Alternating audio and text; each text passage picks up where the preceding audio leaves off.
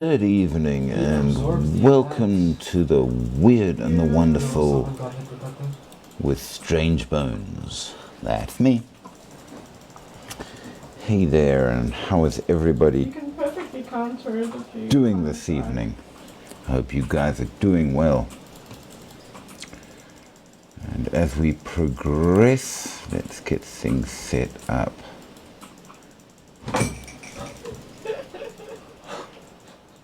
Chris, welcome, welcome, welcome. I hope you are having a fine evening.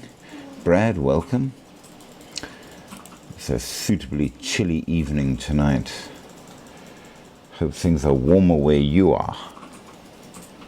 But yeah, as we get going with the everything, I'm going to remind you that on this channel we have just one rule, and that is don't be rude. People who are rude will get the boot.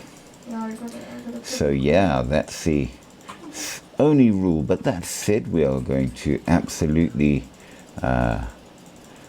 encourage you to comment as much as you like. You don't have to agree or disagree. That's entirely up to you. As long as you're polite about it, all opinions are acceptable. Remember, we are going to stick to the topic, and if people get disruptive, that counts as rude and we will give you the kick. But other than that,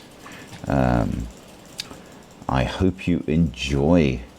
We are going to carry on with the last few bits of the theme we've been working on. What we normally do, we go around looking at all the strange, supernatural, paranormal, or just plain weird things from around the world. We go to different countries and cultures as suits us, and see what's out there for our own curiosity and interest. And we neither promote or deride any of the things that we cover. We do it just to learn a little more. Remember that we have people from all over the world on these, and we have different religions and cultures that join in, so not everybody sees things the same way, so be nice to each other. And we've been doing shapeshifters. What's out there all around the world? What kind of things might be there? So that's our current theme. And Mickey Mew, welcome, welcome, welcome. And Jaspy, welcome. Our current topic in the theme, such as it is Australia. What kind of things can we find out there now? Thank you so much to Mickey Mew for the rose. I appreciate that very, very greatly. Remember to like, share, subscribe, and do all of the good things that keep the channel going. We rely on you. Help the algorithm out. Make sure you drop a comment, even if it's just a random comment. Say hi or whatever. It's all appreciated. And we do like that very much indeed. So Australia. Now, by and large, Australia isn't strong in the human shape-shifting type mythology. There are one or two small versions thereof, but by and large, it's not like you will get in some of the places around the world where they are quite a big deal. But you do have a number of other shapeshifters. I absolutely approve of that, Mickey Mew. Making some coffee is a very good idea, so yeah, we will wait for you. We'll just do the housekeeping, as it were. So we've been checking around a lot of different places, and we've been defining the sort of shapeshifters that we are keen to look into, if you will, as being human shapeshifters. That is to say, normal people that can shapeshift, as opposed to many of the other things, which would include gods, which of course one would expect gods to be able to do that. They are, after all, gods.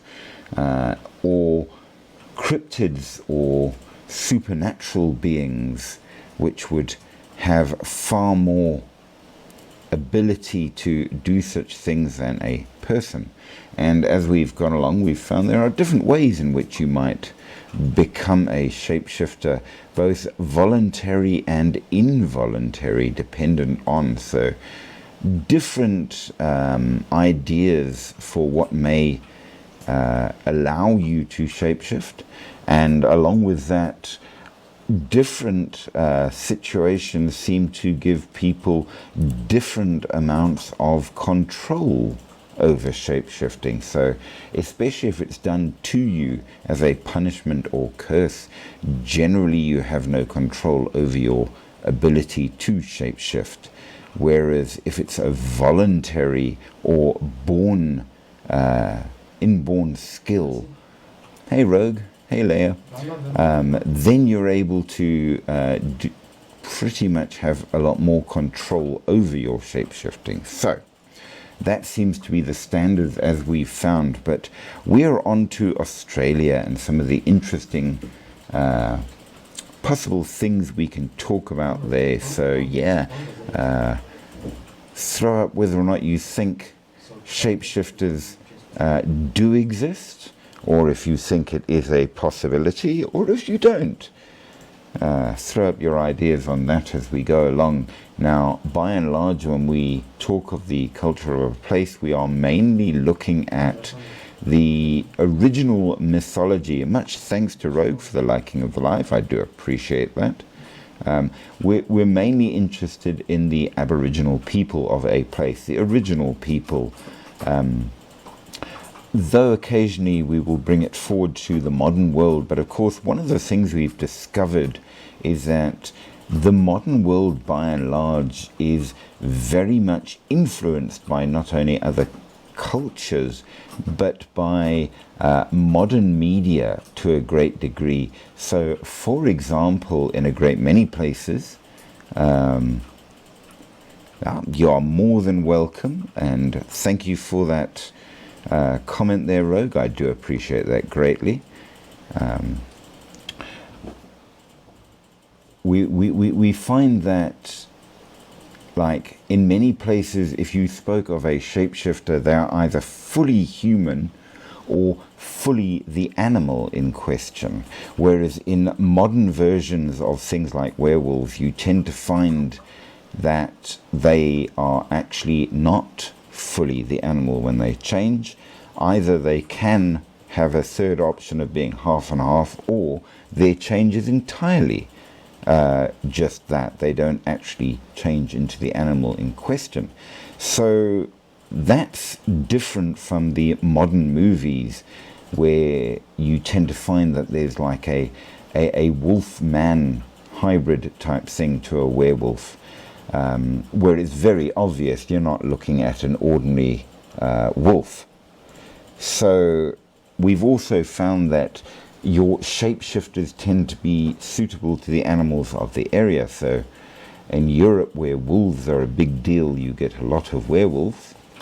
You also get a lot of bears, because bears are a big thing. But in, for example, the Polynesian islands like Hawaii, you don't get werewolves at all, because there are no wolves.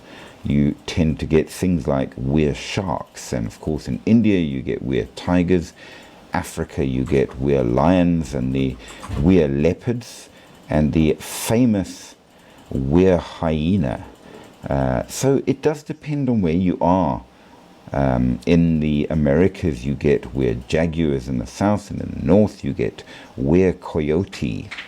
So it's different. Now, you do in Australia not have wolves or bears, unless you're talking a koala, which is an interesting one, because of course you do get drop bears, which are an entirely made-up cryptid. Greetings to Ask for My Name, and of course much greetings to Mickey Mew. How are you doing? Okay, thanks to yourself. Good, good, good. It's good to see you smiling away there. How is the weather where you are? Oh, it's been raining really badly. Well, we haven't quite... It stopped now, but there's pouring snow. Okay, well, we haven't quite started the rain today. It's been miz and drizzy, but it's cold, and I do not like the cold. So yeah, it's a bit of a bit. So, Australia, what have they got to offer us? So we're going to do a quick run through the overview before we deep dive into varying things. So, as we said, there aren't really officially recognised shapeshifters in Australia, though there are a couple, such as the Warrigal. Now, as I said, there are no wolves, bears, tigers, lions, or anything like that in Australia, but what they do have are dingoes. And the Warrigal is a dingo shapeshifter, which is quite interesting. There are also beings that can shapeshift which are not really true to the idea of werewolf because they are not human in their origin, such as the Bunyip, Yowie, or the Muljawank, which have shape-shifting abilities, though you do have an interesting one which might be sort of human or not, which is the Kerditcha Man, or Featherfoot, which appears to be some kind of serial killing punishment type being, which is suitably creepy and will keep you up at night. So we've got that going for us. So we'll see how that works out. We've got a number of other cryptids which are quite amusing and we might touch on.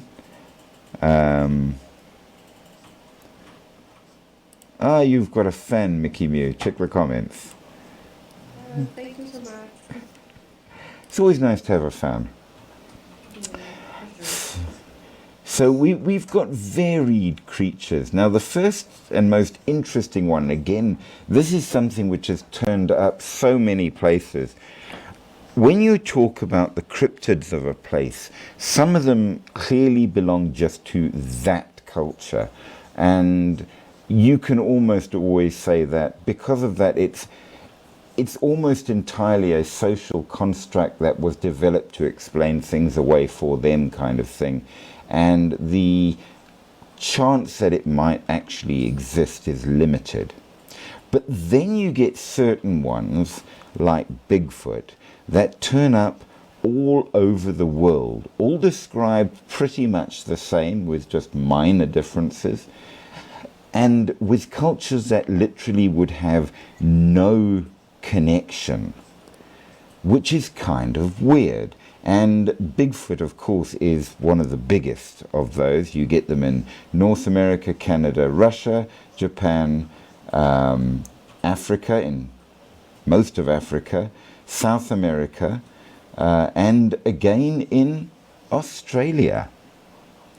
So in Australia, of course, he's not called Bigfoot. The names change, but it's clearly the same thing. It's called a Yowie. So a bipedal, hairy, semi-ape-like creature. So absolutely, we still have Bigfoot. Now, if you get it in that many countries around the world, could it exist? It gives it a lot more possibility, doesn't it? You start wondering. You also get a rather interesting creature which I'm going to say has similarities to things around the world, but not so much. The famous Bunyip, which is kind of like the Australian boogeyman type creature.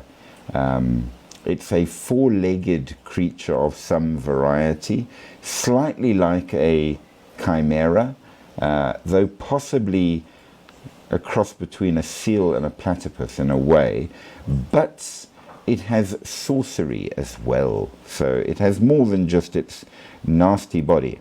What exactly it looks like changes with culture, the different Aboriginal groups, but nevertheless. Then you get the Muljawang, which is basically a mermaid, which is yet another thing that turns up in so many different countries and cultures. Now, exactly what this thing might be is not entirely clear, because this one is a shapeshifter, so it can change, which most mermaids are not. And then, of course, as we said, Featherfoot, which can change shapes in some stories, but mostly it seems is able to turn invisible, or, and this is an interesting one, can be in multiple places at once. Useful for an assassin. And he might be something like that. So that's kind of where we're going to be going tonight. And if we have time, we are then going to stay in Australia, but start with our next theme, which I think might be interesting, which is going to be creation stories. How did the world begin? Well, we'll find out with that as we go along. But to begin with, I'm going to start off with a really interesting cryptid, purely because it's a real thing. But nobody believed in it for hundreds of years. And this is just to show that despite the fact that people might often disbelieve in something, it doesn't mean it's not there. So one of the great myths of the Middle Ages was the idea of a black swan. They just don't exist, and everyone knew that. Everybody knew there was no such thing. All swans are white. And then they found them in Australia. So that was a couple of 100 years of oops right there, which goes to show that just because you think something's not real doesn't mean that it might not actually exist. And that's been true for a lot of things. I mean, for a given version, I'm going to throw it out there that dragons exist. We know this, or at least did exist. Pterodactyls are winged reptiles. Now, do they exist anymore? Well, no, but they did. Nowadays, we do have Komodo dragons, a giant lizard with poisonous spit, and absolutely real. So maybe there's more to the stories than we think, even if it's not quite the way we think it is. So we're going to see what we can find, and just maybe, there's more than you might think. So we've spoken of a few of them already. Another interesting thing is the Yaramayahu. Some of these Aboriginal words, yeah, they're going to be challenging. I'm just throwing it out there. So if I stuff it up, don't be shocked. Now, the Yaramayahu is a small red monkey-like, gnome-like creature with suckers on its hand and feet used to consume human flesh. Jaden! Hey! It's still not the 17th, alas, but welcome nevertheless. It's always good to have you on. We appreciate it greatly that you stopped in. You are the man. Shame poor Jaden has got himself a bit of a ban for being a naughty boy. He's not allowed back until the 17th, which is a very sad thing. But he still turns up for us because the man does like to represent, and we appreciate it greatly. So welcome, and throw your comments as much as you like. Now, the next interesting one again is a creature which is supposed to be extinct. It did. Give it to me, please. I'm wanting plenty of recommendations because we always need topics. So this is a creature that did exist. We know it did exist, but now it doesn't exist, they say, except some people have seen it. And that, of course, is the Silacene, the Tasmanian tiger, a carnivorous marsupial that seems to be a cross between a tiger and a wolf, okay, all good there. The last known sighting was in 1936, where some idiot shot one and brought it back. But it seems that it might still be around, somewhere lost. Now, Australia is a pretty big place, so there's a chance. The next interesting one, I kind of look at a bit like the Loch Ness Monster. Now, we know that creatures like the Loch Ness Monster did exist. A reptile type creature that was basically a dinosaur back in the day, and it did exist once upon a time, but as we all so-called know, dinosaurs no longer exist. Duppy, ooh, I'm going to make a note of that, because that's something that doesn't only exist in Jamaica. You get versions in a couple of places, so we are definitely going to talk about that. That is a good one. Thank you for that. So yeah, we are going to bring that up. That's definitely alive. Duppies. So the Burrinjaw is said to exist in northern Queensland, which again, it's a dinosaur type creature, a theropod, which maybe there might be one still around. So yeah. Then of course you have a rather interesting creature from New South Wales, which is a giant wombat. Just as you got dire wolves, which no longer exist, we only have ordinary wolves. It seems you got, oh, thank you very much, Mickey. You got weir wombats. So yeah, you've got the dire version. Is big enough to be the size of a full-grown sheep. Wombats are usually pretty small. So there you go. You also have the Gaiadara, which essentially is a grass-eating quadruped, some kind of a giant marsupial. And then the other interesting thing is the stories of the Gawarja, which is a large wingless bird. Wingless? Wingless. Like Yeah, that one is different. I've never heard of before, but it came up in the research done, so we will have to look at it. And then the last, I don't. I'm going to see if I can find one, because the idea of it being wingless is interesting. And I would expect it to have like 4 legs. Or like, you know. Yeah, you're not wrong. Let's see if we can get an image. Well, you see, you get flightless birds, but they have wings. Though if you were to look at the picture of a cassowary, for example, their wings are very rudimentary, and when they're folded in, you can't see them. So, and they are flightless, of course, but they're not wingless. We know, for example, ostriches are flightless, but they still have wings. Chickens, to a fair degree, are flightless, though some can manage short hops. Though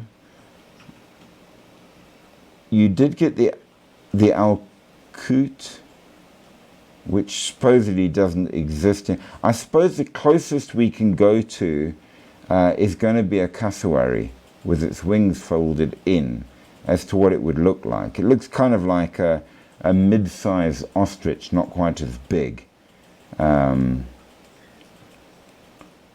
it does have wings, insofar as that matters. It does have wings. So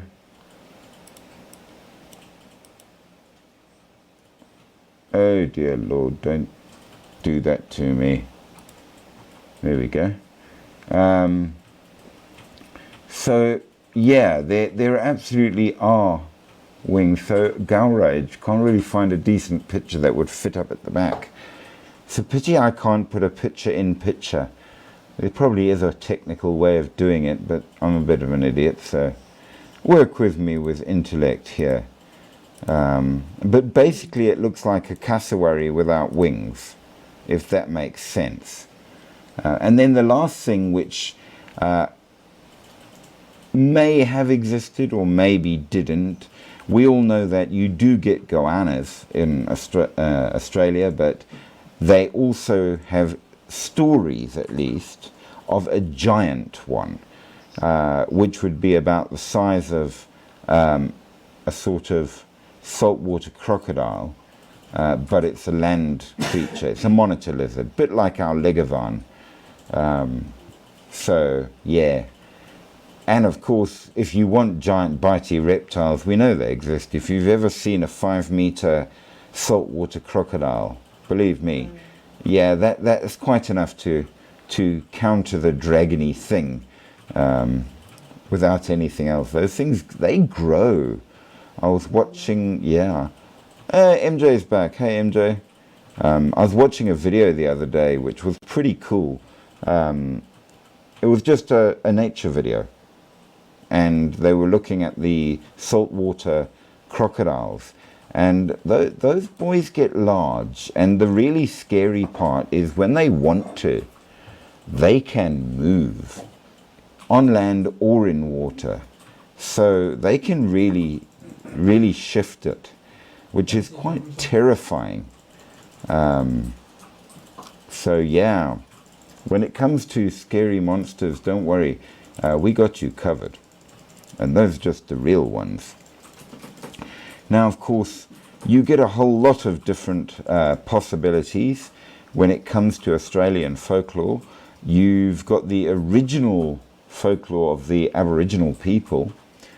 You also have the folklore and stories from all the people that ended up living there, which are from all kinds of different cultures. And then, of course, you have the very modern folklore, which we would call urban legends, which are developed through media, stories, and all the rest of that. So there's quite a lot of possibility as to where things can come out. So there is no lack. And of course, it does blur a certain amount. So we try to stick to the older stuff purely because that's more original to the culture. But nevertheless, we have quite a lot which we can cover that may or may not be real, if that makes sense. So the different lists are, some of them are more likely to be real, like what they call the ABCs.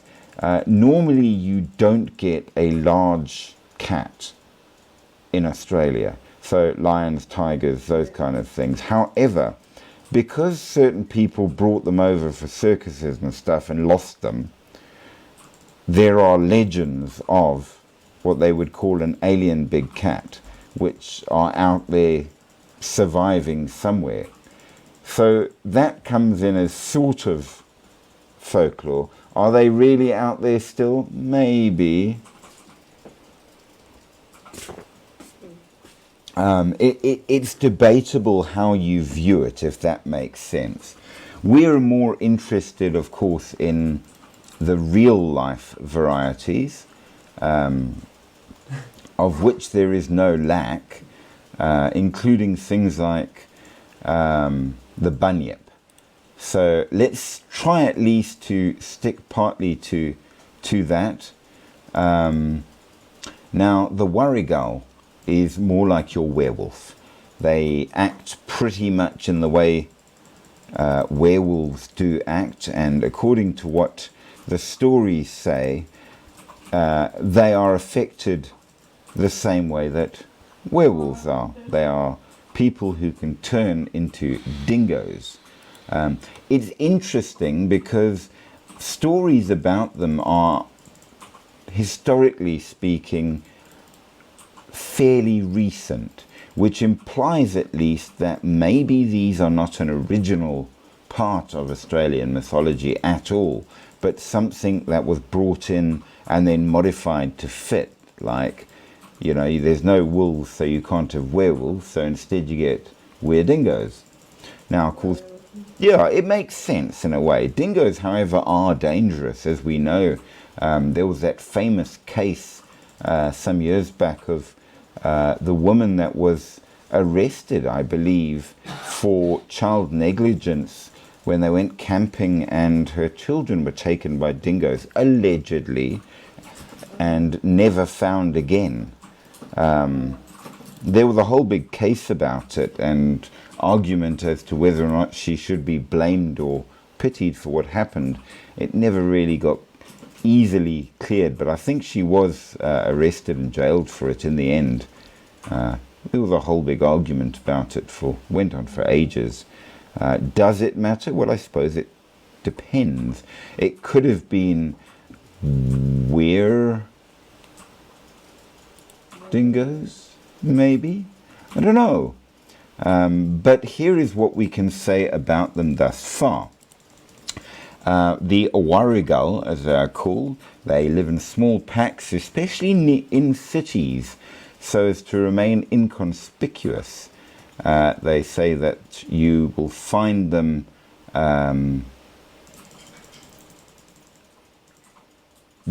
all over the world now, which sort of makes sense. People have travelled a lot, but there's at least one tribe of Aboriginal Australians that is quite a large pack of Warrigal. What makes them particularly different is that, as we mentioned earlier, most were creatures only have two forms. Much thanks to Mr. Mirchi for the likes, I do appreciate.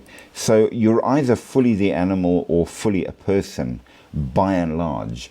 But Warrigals are supposed to have three forms. So they can be the half man, half dingo thing that modern weird creatures can do, which seems again to imply that it might be more modern, though we know that in original mythology, the were hyena, for example, has always been known to have three forms, so it is possible. They are also said to have certain Aboriginal magic as well, which maybe they can use to do more than the average. But besides that, there is not a great deal said about the Warrigal. There's much more about other things that are out there. So we shall have to move along to the other creatures, such as they are. And the first one to talk about is the bunyip. I remember there was a rather interesting and very well made Australian cartoon that I watched as a kid. And at one point there was this whole song thing that they went through, as they do in kiddies' cartoons, about how the bunyip was going to get you under the bunyip moon. So basically it's supposed to be a semi-aquatic creature found close to ponds, wetlands, riverbanks, frequently characterized as appearing as a cross between a dog and a seal. It's a spirit creature. During the day it rests in the billabongs and marshes and is found especially around the Murray River. But at night it prowls the countryside in search of prey. It's been described in various historical accounts as either being furry with big ears, a horse-like tail and short tusks. They're expected to be very skilled swimmers, and the behavior of each indigenous community varies. When they are confronted, it bellows loudly. Now, if we're talking weird furry swimming things as something it's probably impossible, I remind you that you get the duck-billed platypus, which is a furry swimming creature. So who knows? You could find anything in Australia. Now in 1818, right? So in 1818, yeah. I was actually talking to my mom about the platypus the other day. It was so Well, weird if you think about it. It's got a bill of a duck, but it's almost like a beaver as well. well, not just that, it's got poisonous spurs Yeah. and it lays eggs. Oh, weird. I mean, a furred mammal with a duck's bill with poisonous spikes on its legs that lays eggs. That's about as strange as it gets. Yeah. So now, James Meehan and Hamilton Hume in 1818 discovered one, and they went back to civilization or whatever and said, hey, we found this. And everyone said to them, and how much have you been drinking? Because right off bat, it's impossible. However, while they were out, they also discovered the carcass of a bunyip. Now, what was it exactly? We're not sure, but even as recently as the 1930s, there were relatively frequent sightings of the bunyip. So maybe it is some kind of, I don't know, creature that is out there. It's very hard to say. They talk of it as being with large jaws and fanged. It's been told of in Aboriginal mythology for a very, very long time. Oh, wait, you have to go the other way. It comes from the local, the name comes from the local languages. In that regard, it may or may not be semi a spirit in that way. It's not entirely clear, but it in all accounts, it's furry, usually dark-furred, with a terrible voice, and they are all very much frightened of it, that they consider it a very real thing. It's almost entirely aquatic, but it can come out if it wants to. Now, the exact descriptions, they do vary by and large. The Murundi people along the Murray River say that they absolutely dread the creature. Some of them say that it's four-legged. Some say maybe a little bit different. Not really sure exactly how they're describing. But with this thing is being very annoying for me for some reason. Why is it being?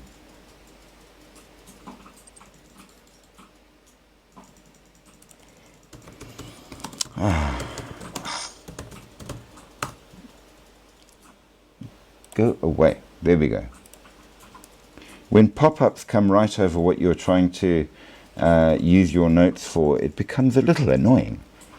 Nevertheless, so the stories vary, but four-legged, furry, big teeth, will eat you, swims very well. That seems to be the commonality.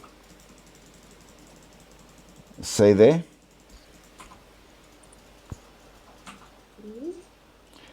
It might be a bit like a seal or a creature like that, something in that way. It's between 4 and 6 feet long, which is pretty big. Either a dark brown or black coat. Some say that their heads are more round, with prominent ears, no tail, and whiskers like a seal. There is a version that is long-necked, which seems to be between 5 and 15 feet long, and a more horse-like head, which is kind of weird. They're mostly nocturnal. They'll come at night and get you. And so the Aboriginal people basically say you don't go near the water at night. They do, however, lay eggs, which is one of the reasons why the colonizers all said, of course it can't be real, because no mammal-type creature would ever lay eggs, which platypus do. Oops. Just throwing it out. So yeah, there are varied stories, and it's absolutely said to be important because, amongst other things, it can change its shape a little bit when it wants to. So it has some kind of a sorcery connected to it, which can make it seem to, when it wants to, be a man, so it can wander off and not be bothered by people. So bless you, goodness gracious. So you absolutely do have several issues in that regard for your bunyip. You're having a hard time with this, aren't you?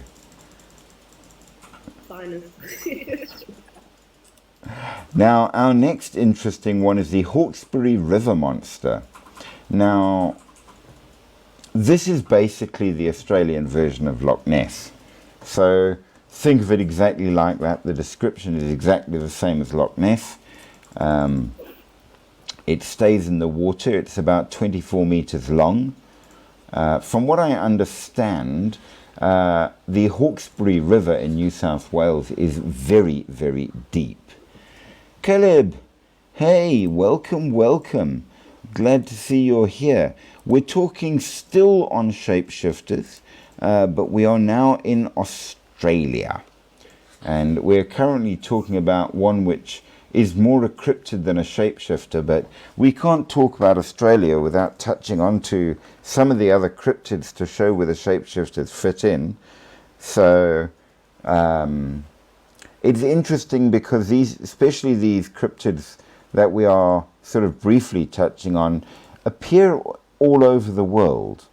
So the Hawkesbury River Monster is quite literally the Loch Ness Monster, just in Australia. Description the same, the fact that it might possibly eat you being exactly the same, very shy, turns up, disappears, and all the rest of it. So it's an aquatic dinosaur-like creature. It's rather big. And the people from the area called the Daruk, they painted pictures of this aquatic monster on rocks thousands of years ago. So it's not a modern import by any manner or form. Stories have been going about it for centuries and centuries. So clearly it's a kind of plesiosaur, just like the Loch Ness Monster is. It generally avoids people, and as long as you don't mess with it, it's not very hostile. But nevertheless, it is absolutely another one that people have said they have seen for thousands of years, and even up to present day, people claim to have seen something like it, maybe, perhaps, in this particular river. But of course, the river is very deep and very long, so finding it might not be as easy as you might think. Now, the other one that I'm particularly pleased to talk about, of course, was the Yowie, because that is yet another Bigfoot, and it is exactly like the Bigfoot you get everywhere in the world, which again seems to imply that Bigfoot might be real. Now, what's very interesting though is that by and large, again, just like everywhere else in the world, it's found in the mountains. So it seems that once again, it's typical to Bigfoot legend. It's typical to what it looks like. There are slight changes in the color of its fur, but that would be, it's a different environment, so that's not surprising. So there you go, yet another proof of Bigfoot. Now, the next one doesn't exist. It has never existed and never will exist. But it's a major part of Australian folklore. And of course, I'm talking about the famed drop bear.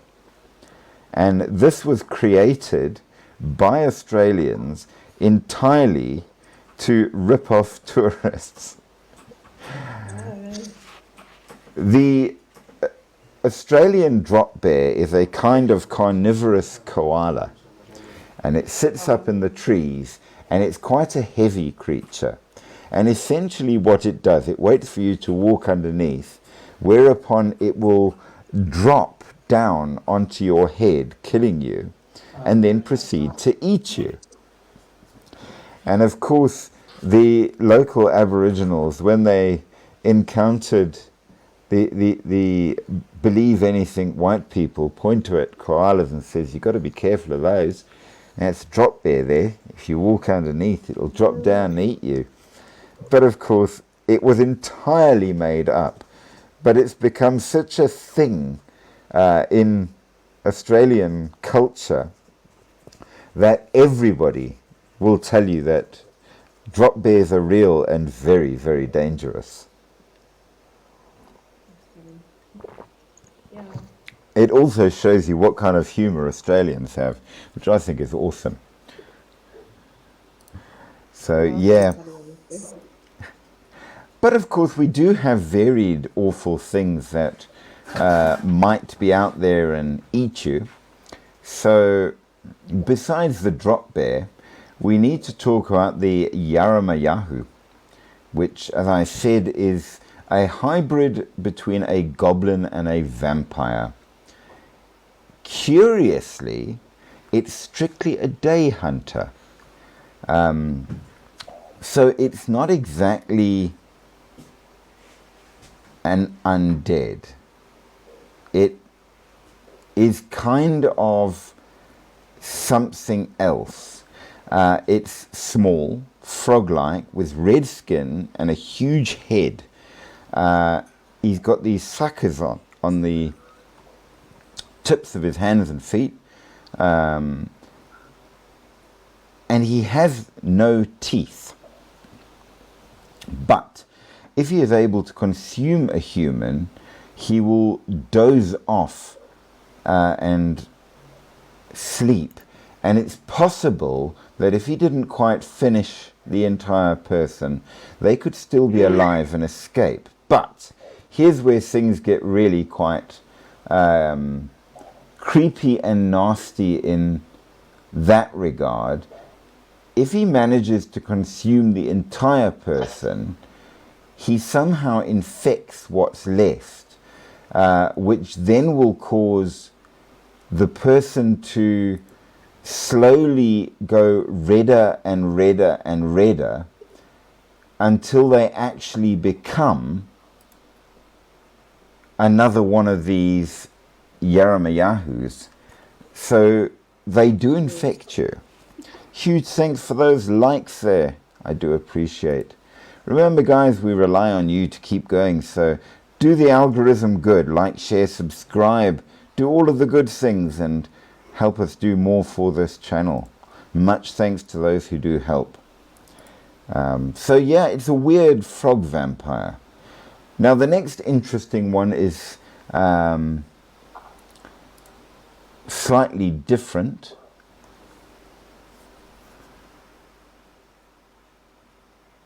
Who are we there? The Ottawassian one. Welcome, welcome, welcome. If he can join, it seems that Yep, there we go. Made it in. Welcome. How are you doing? Are you in fine form?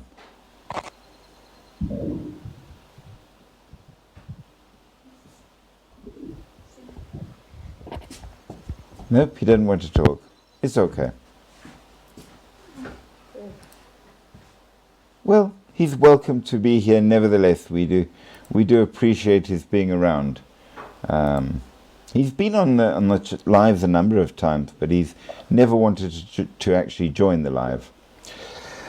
So we are talking about the Muljawang, whatever the heck that might prove to be. It's a kind of a mermaid type thing, but not always.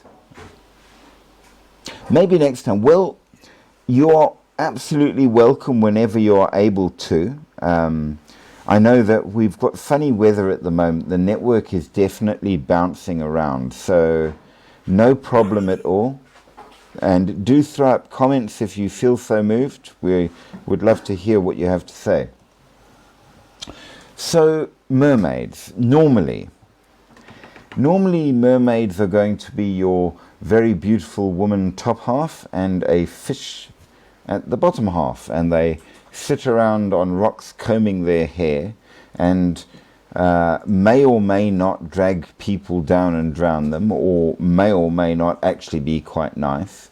Though I did see a very interesting long video about the existence of real mermaids, which described them quite differently, which was interesting because the description in this conspiracy type thing matched the descriptions from a number of ancient cultures, far more fish-like rather than pretty, more like a cross between, if you can imagine a proper cross between a human and a dolphin. So not scaly fish, more dolphin-like skin, and a face, there's no way you would mistake it for a human, but it had a humanoid top half. And what was really interesting actually within the whole thing, these guys found odd bones along with carved bone tools, and they were found while doing deep sea diving off the coast of South Africa. And they took the artifacts and the bones to the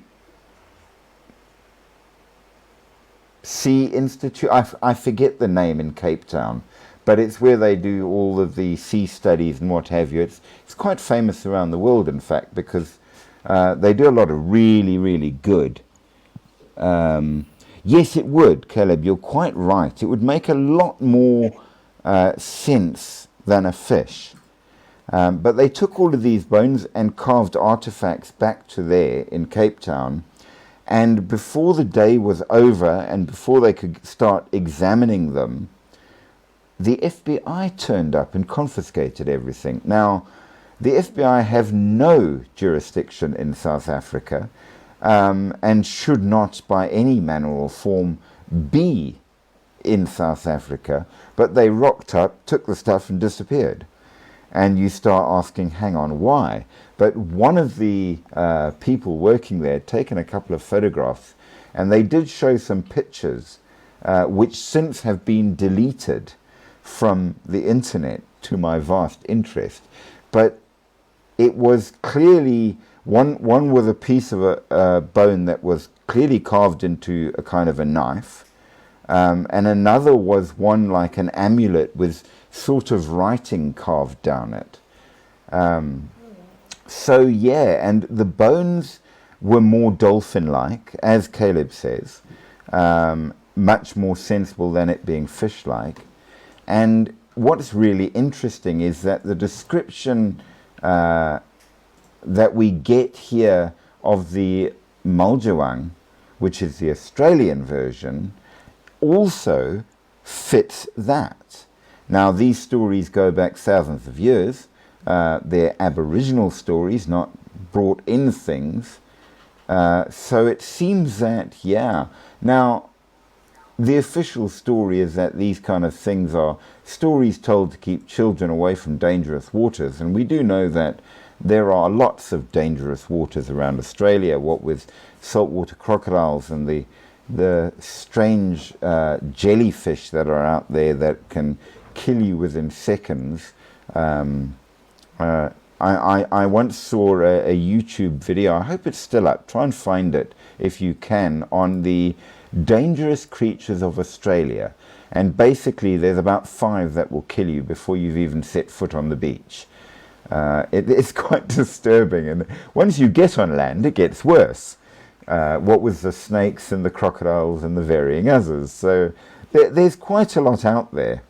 But these creatures hide themselves in floating seaweed patches. Now we do know that in the Pacific Ocean and the warmer waters that side, there is, of course, and I forget exactly where it is, you can correct me if you know, there's the kelp forest, which is part of, I think, the Sargasso Sea, which is a huge map of impenetrable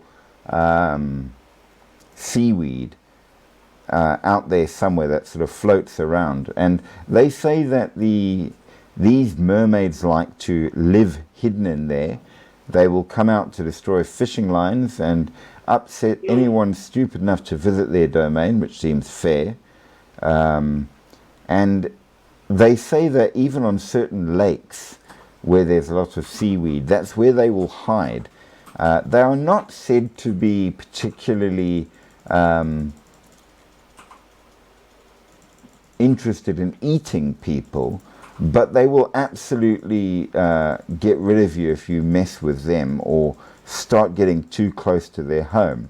So kind of a deal, if you will. So yeah, it's interesting. It's definitely more than I would have thought.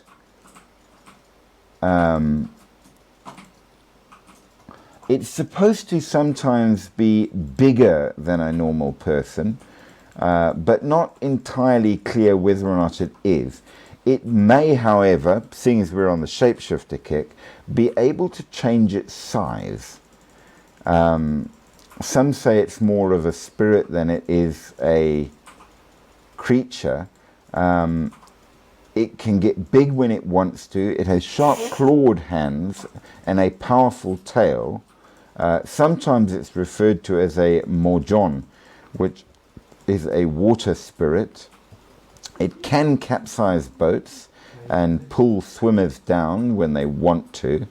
And there's a story of one occasion where there was one big enough that it pulled an entire steamboat under the water. There was a European captain who ignored warnings from the Aboriginal elders when his boat was stopped by one of these creatures, and he shot it.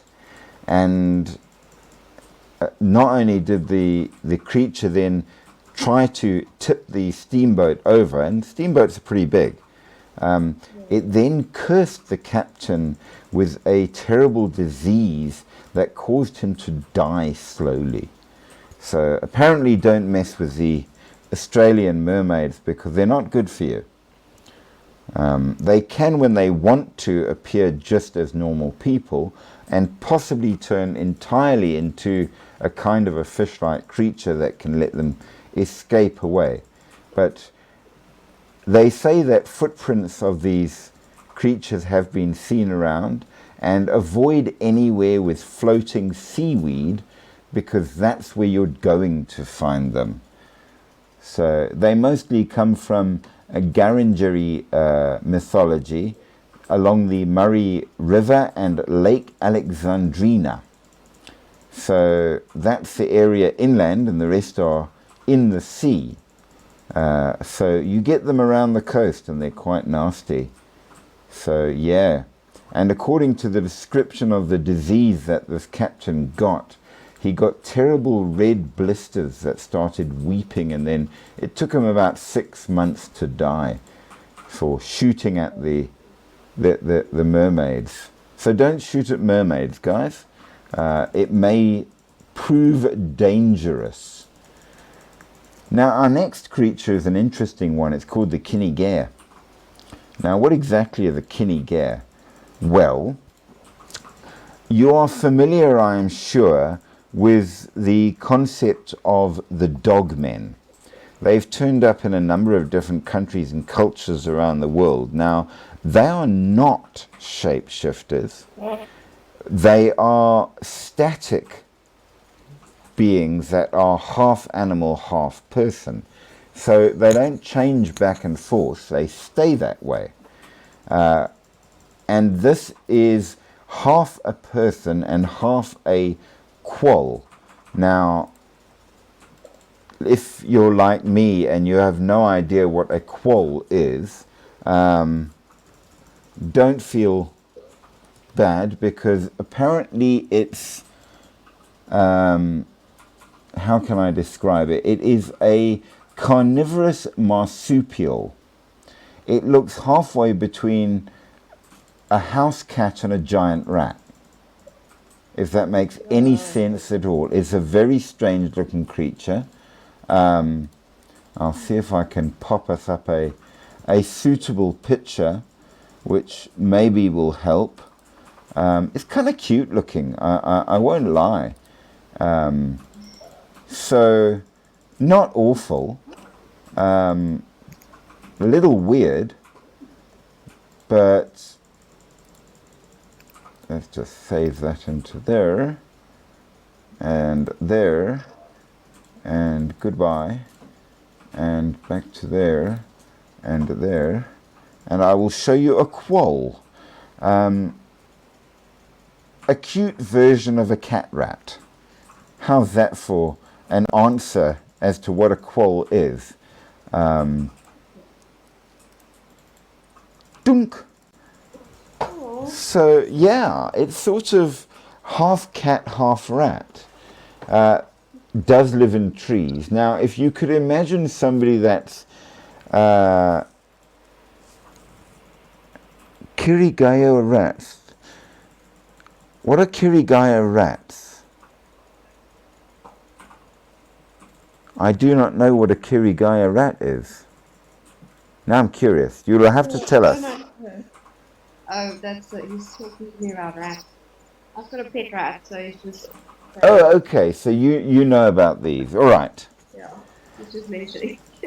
So the Kinnigair is permanently half human, half quoll.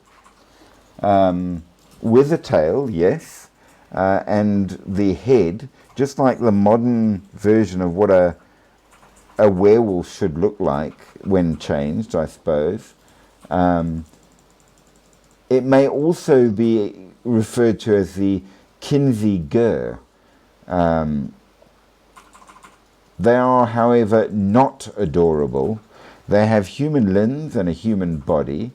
It possesses the savage, snarling fangs of a quoll, and it searches for innocent victims to murder. And it explores the Australian wilderness with an unquenchable hunger for blood, which sounds a little bit off-putting. I'm going to put it out there that might not be one you want to meet. Now, according to this creature, the Kinnigair is from original Australian mythology, but it is evil.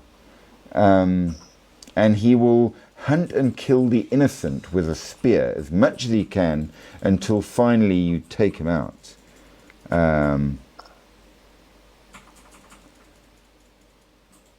Oh, okay. He's referring to you, yes. Now I get it. Kirigaya rats. So... Kirigaya surname. A Japanese surname. Oh, now I get the connection.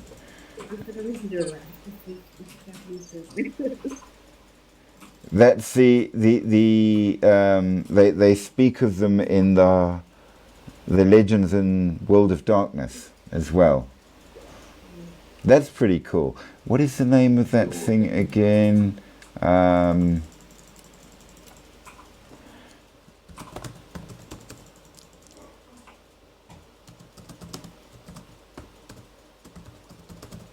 It'll come to me in a brief second with the aid of... Oh, Teso. The Teso is the other thing. Normally they refer to it as part of the yokai. It's the iron rat in Japanese mythology. Yeah, that's pretty cool though. I just had the weirdest sense of deja vu. Okay, why? I don't know what you just said. The whole conversation now is, yeah, I felt like we had exactly the same conversation. Maybe it did. So weird. It's happened sometime in the future and you're remembering it. It could be. So basically this creature is particularly a bad one. It goes for innocent people especially, but also birds and animals. And in the original story, eventually it was the owl and the crow that ambushed him when he came to drink at a waterhole and took him out. So he became the first Quoll after he was defeated, and he shrank down and drowned in the water and came back out as the first Quoll. Now, of course, all of that would have happened in the dream time, which is something that we do need to get into a certain amount towards the end, because the dream time becomes important for a lot of these things. Now, as we said, you have the Barrenjaw. Now, the Barrenjaw is basically a smaller version of something a lot like a Tyrannosaurus Rex. Long back legs, short front arms, long tail, huge teeth, will bite. Now, it was said to be between 20 and 25 feet long. It's a relative of the Tyrannosaurus Rex, and in fact probably did exist. And some of them say it existed recent enough in history that even the cattle of European settlers were sometimes eaten by it, along with kangaroos. So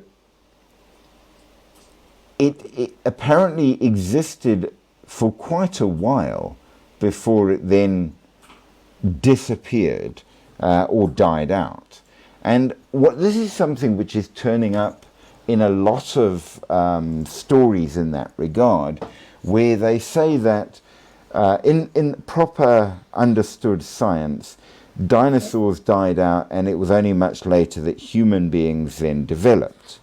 But it seems from the stories that's not accurate at all.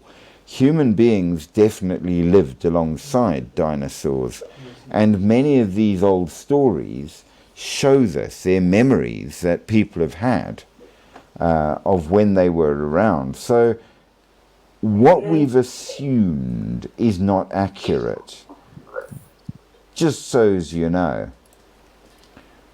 So yeah, you could have at one stage been hunted by a dinosaur, or maybe hunted a dinosaur yourself in order to get some good munch. Now, a particularly creepy one is the Papinijoaris, which is an interesting creature. It consumes the blood of the ill and will eat the dead. Why is not clear. Welcome, asks my name. You decided to join us. How are you managing this evening? I'm good. Just listening to what you've got to say. Awesome. I'm glad to hear that.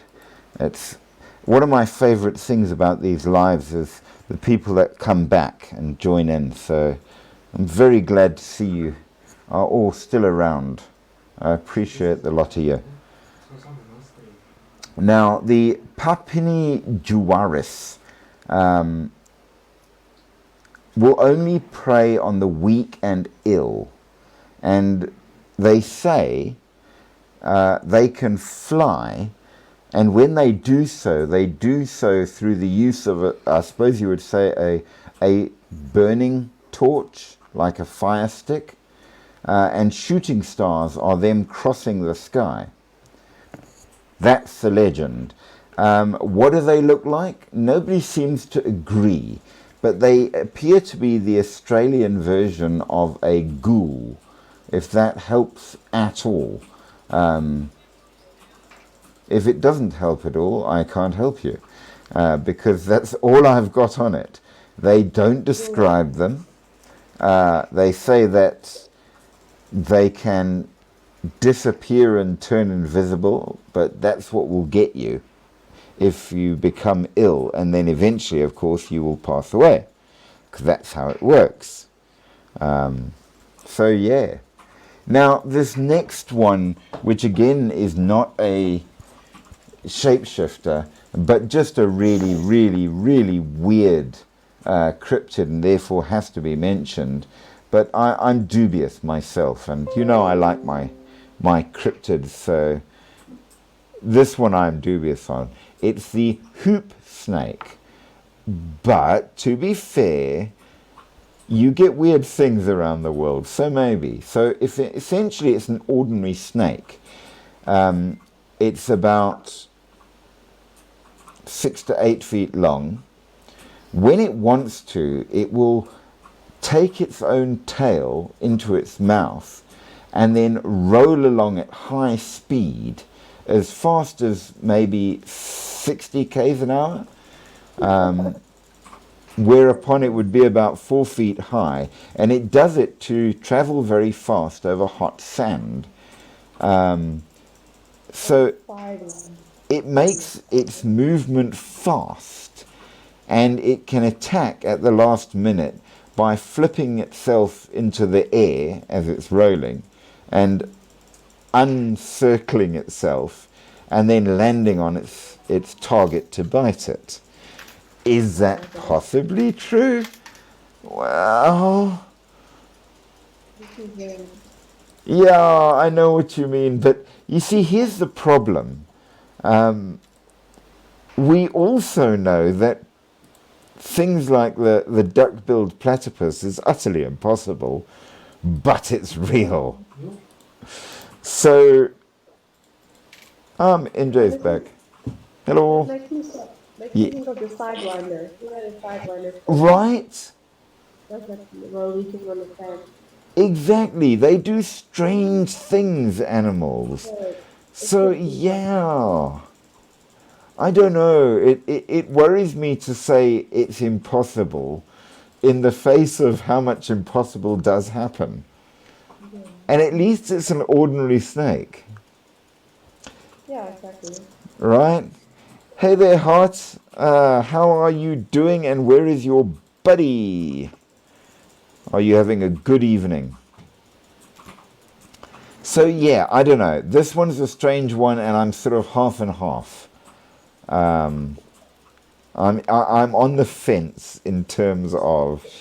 So now the next one, of course, that we are going to talk about more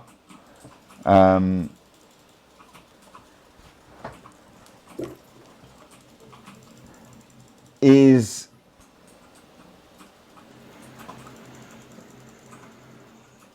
the, where did it go? I've got to pronounce this carefully, okay? The Kurdaicha man. Now, the Kurdaicha man is a spiritual executioner or shaman from central Australian Aboriginal cultures, particularly the Arunte people, and his job is to seek out and kill any who have broken sacred laws or have avenged a death Now, they're known for wearing distinctive shoes made of emu feathers and human hair, which causes them to leave no tracks at all, so they can sneak up on you. Now, the sort of weird part about this is, on the one hand, there is a whole sort of supernatural element to the mythology, yes, but it may actually be real, whereby it's somebody who is part of the community who has a job to punish those who've broken the law. And they have a sort of shamanic persona so that nobody can specifically be blamed for doing that job, if that makes sense. So it's connected to the whole idea of the shamanism and the magic and what they call bone pointing, which we will talk about as well. So he's responsible for punishing a guilty party. They are a kind of sorcerer or shaman that involves all kind of ritualistic and magical practices. They are said that to be able to only travel at night, leave no tracks. They can also change their face and appear as different people when they want to. And they get their name, the Kurdaicha, from their shoes, which are called Kurdaicha shoes. Now, they find out who the guilty is, of course, by bone pointing. Now, we have a version of that in South Africa where you have the witch smelling thing pointing out the guilty party. So we kind of know what that is. It's the same basic thing. And they use this magically charged bone to both find the victim and then curse the victim, causing them to sicken and die. They can pretty much follow you world over if need be to find you. You cannot escape from them. And because they leave no tracks, there's no way of turning the tables to hunt them down and get them. So yeah, they're a fairly creepy being that may or may not really exist within the tribes as a punishment. And of course, they're referred to as feather feet because of the feathers on their shoes that wipes away their tracks. So yeah, it's probably real.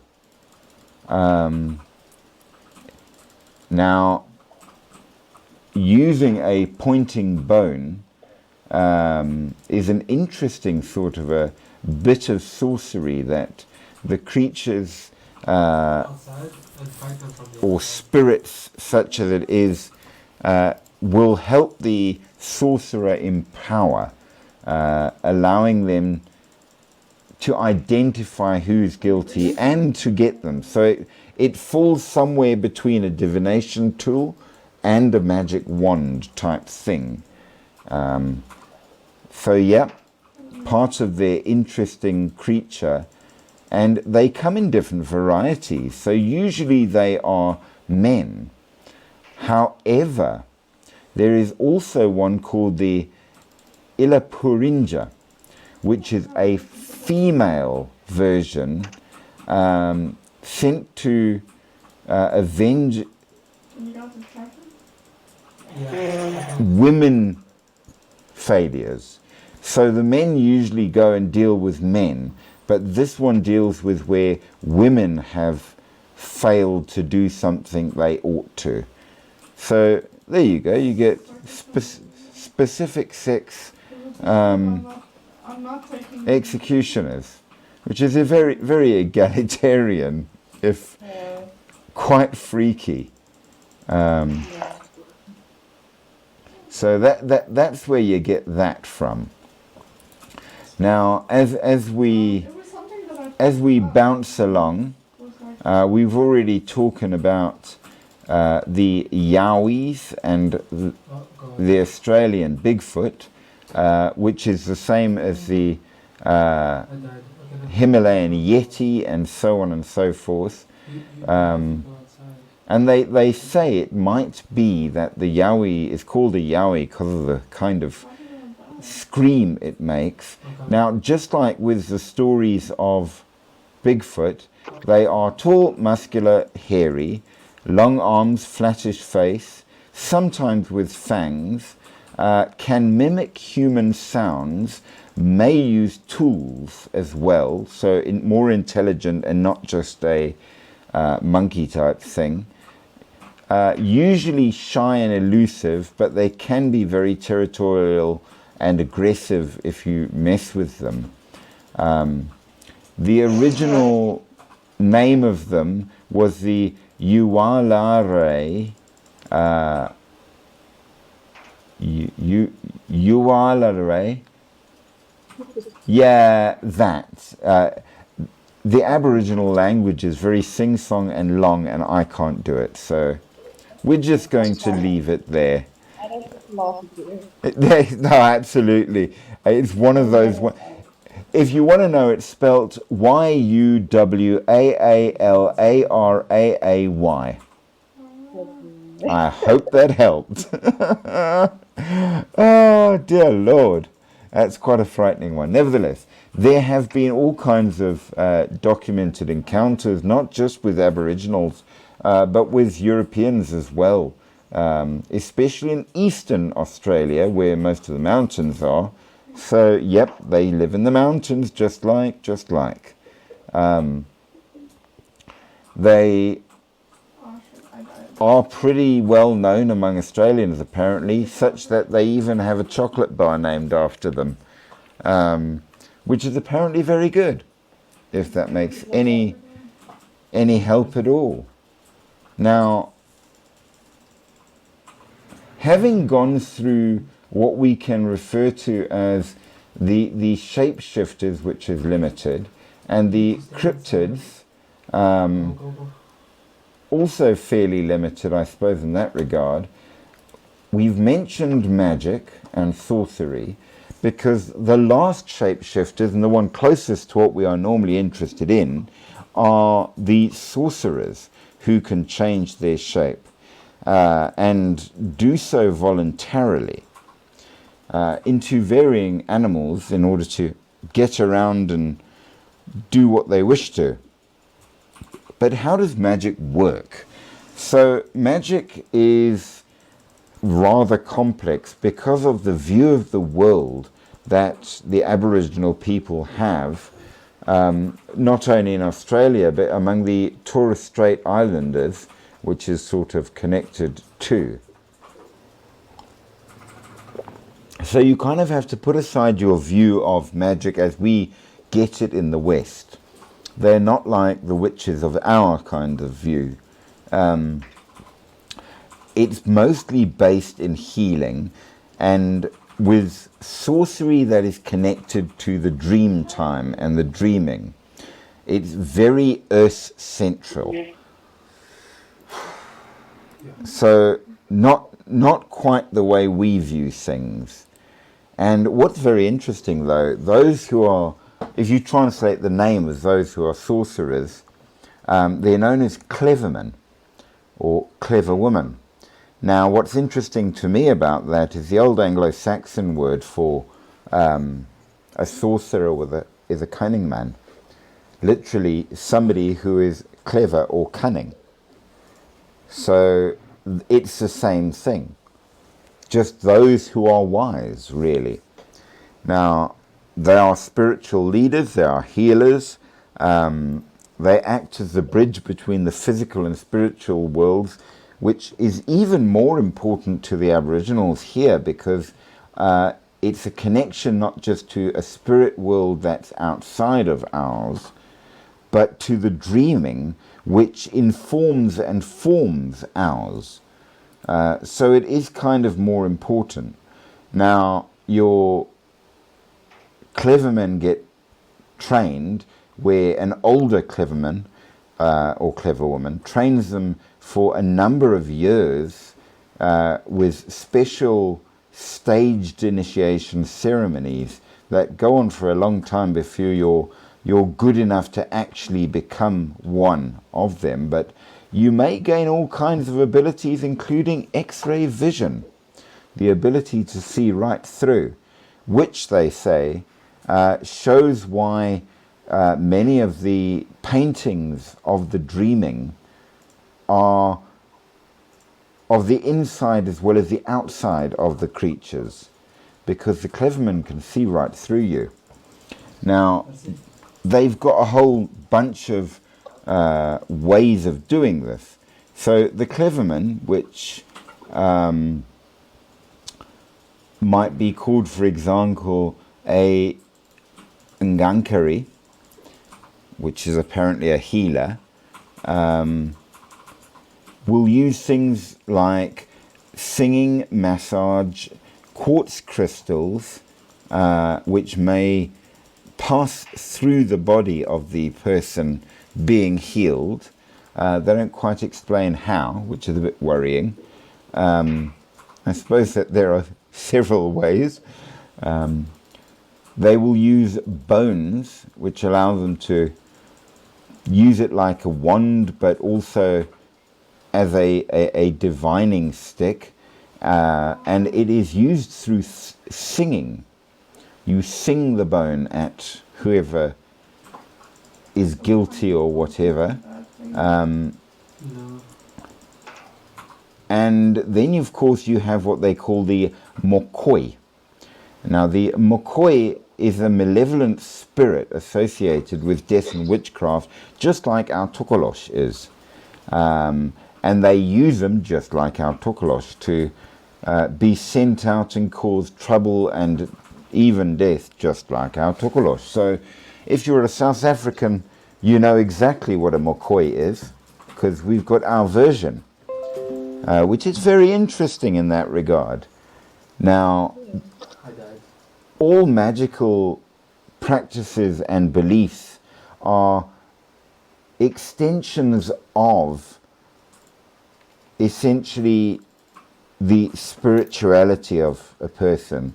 So it's got a connection to the dreaming, the eternal creative era of ancestral beings that everything in this world comes from and will go back to.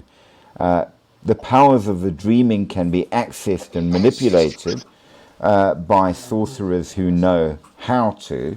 But everybody does unconsciously in a certain way. There's a special link to the kinship with the land, what they call country.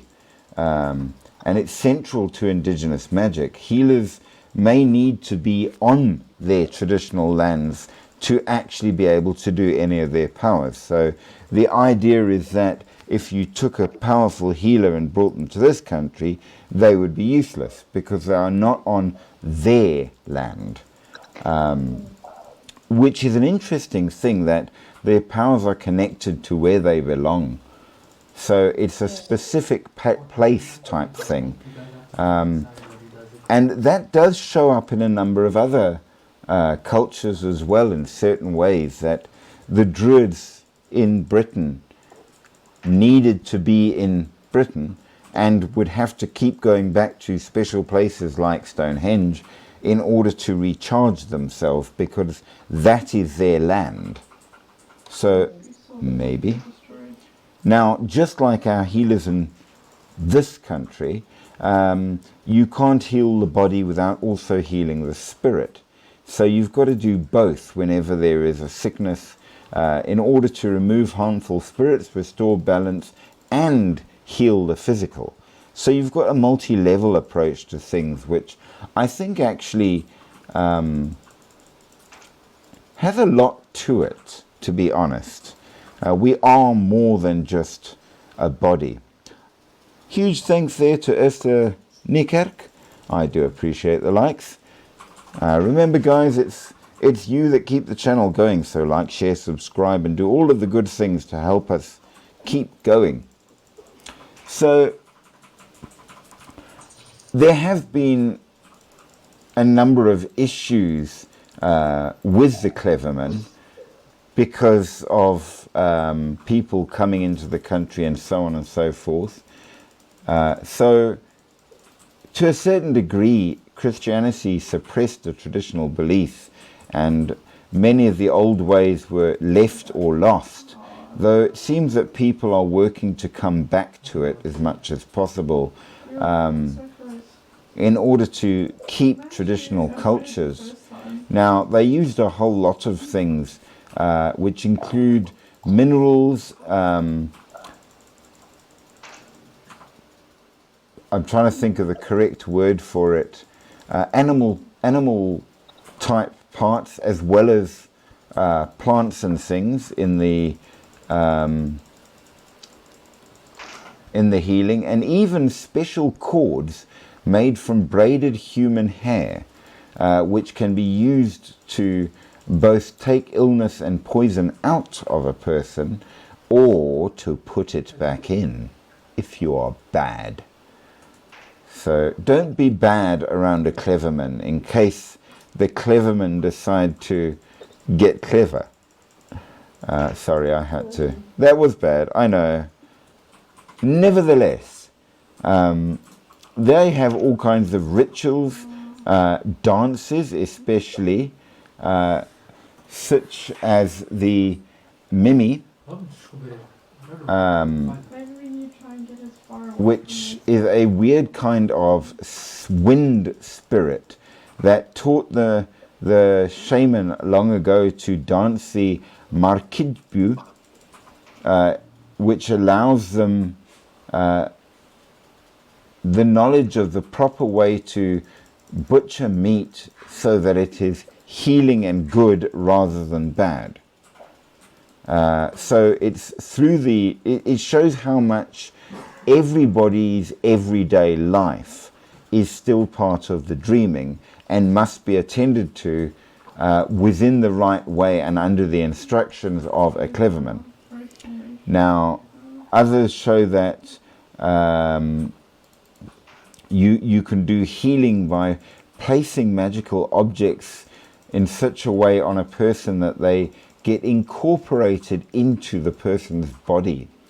And they dance and sing even fire into the person who is being magicked in whatever manner or form, be it healing or initiations or more.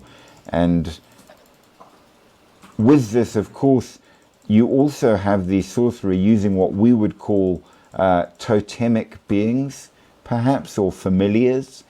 They call them the Yolngu soul children.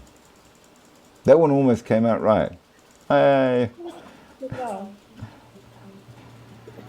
Very, very difficult. But yeah, they have certain things that you would recognize from when we did the voodoo live. Similar kind of ideas, though they don't use dolls, they don't use candles, but they do use fire. So it's an interesting sort of connection in that regard. One of the... Okay, cool. We shall await you. Among certain tribes, they say that the body should never be cut open. It's bad for it. So surgery is bad. And they say that you must do your surgeries through non-invasive sorcery, where you actually introduce the medicines or remove the offending negative things from the body without actually breaking the skin. Now, does it work? Well, I don't know. I have never tried it myself, but nevertheless, it's interesting. Now, different clans and groups name the Cleverman differently, of course. So they might be referred to as the Karadi or the Wuyung, or the Kuraji, or the Minparu. There's so many different Aboriginal groups, and all of them have their own names. But interestingly, again, the good ones have different names to the bad ones. So the Yolngu, for example, refer to the good ones as Mangiti, and the Gulka are the bad ones. So they do make differentiations just as they do in South Africa. So we have differences there, which is quite interesting.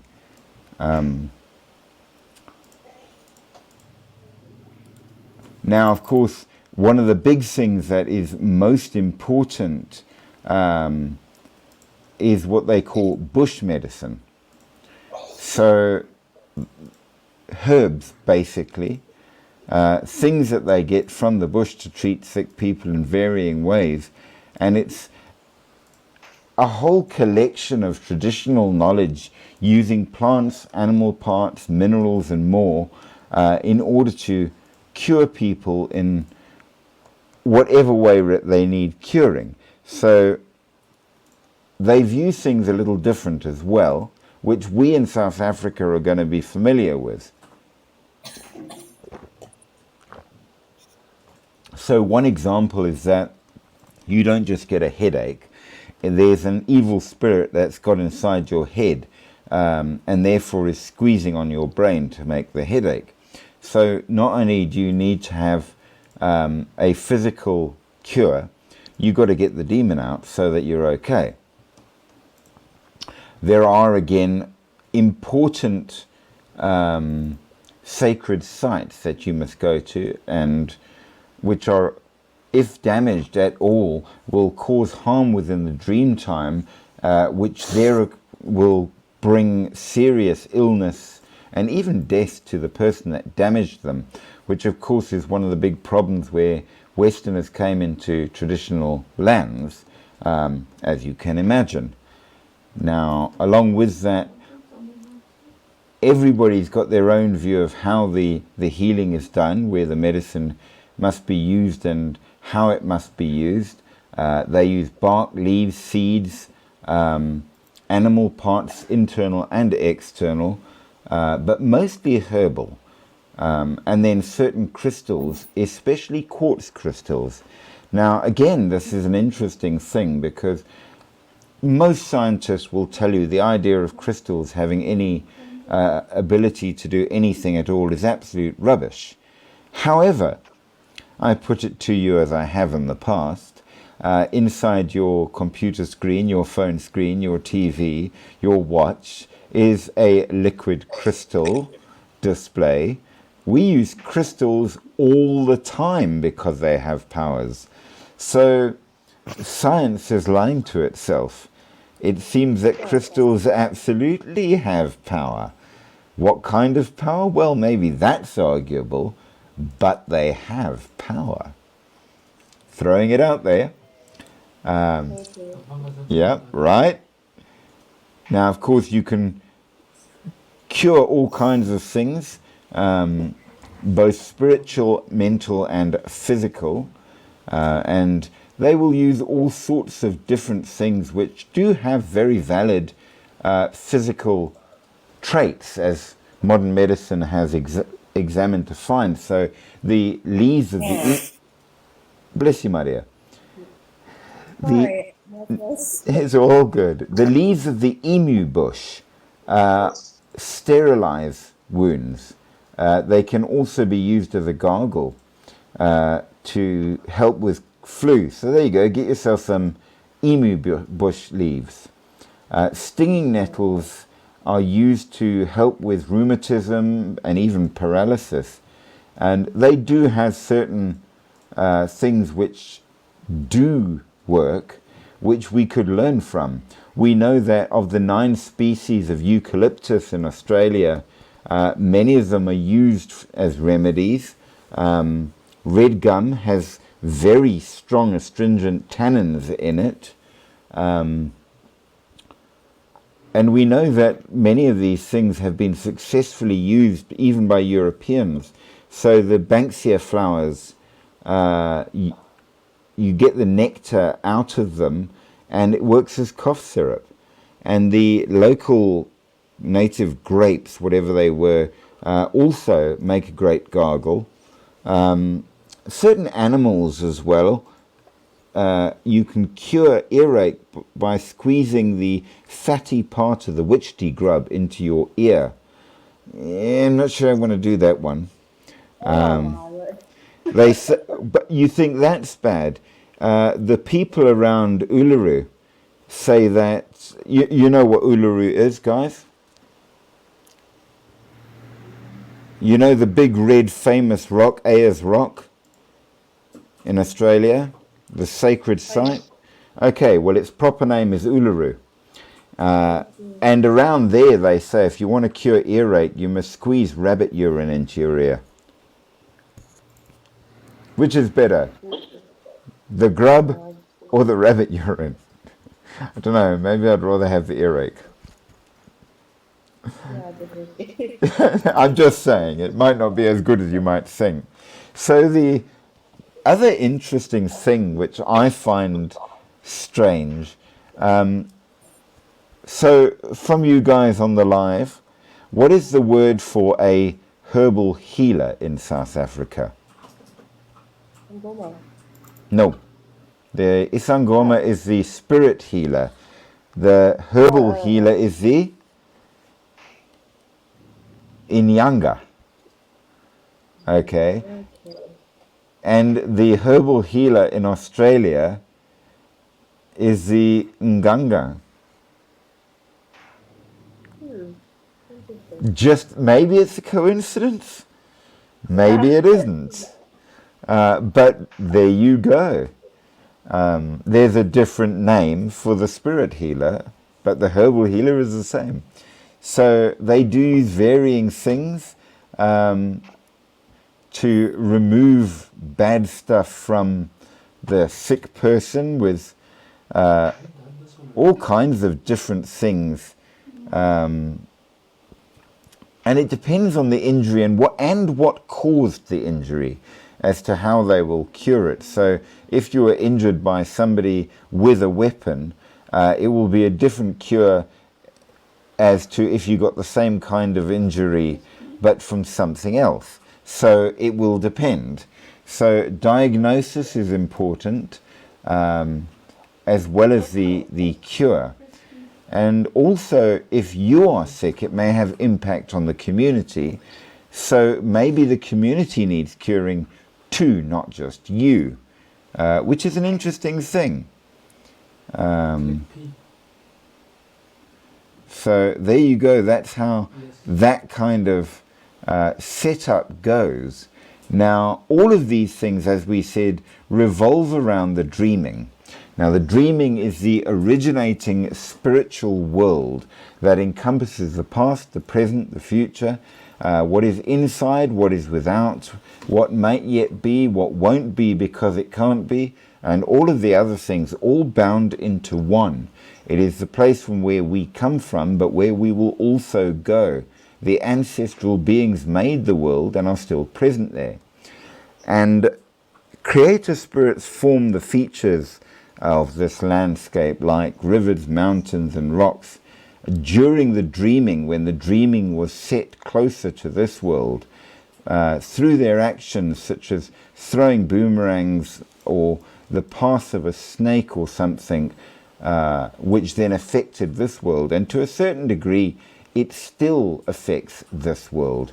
The rainbow serpent, who had a big part in the creation of the world, was also very much responsible not only for shaping the land, but bringing water to it, and to a certain degree teaching wisdom to humankind. The cultural significance of these stories show not only how people see where they came from, but how they actually live their lives today. And I think this is very true. Our ideas of where we come from absolutely do affect how we live our lives and how we relate to others. So there's truth to that. we know that all of these things, because the dreaming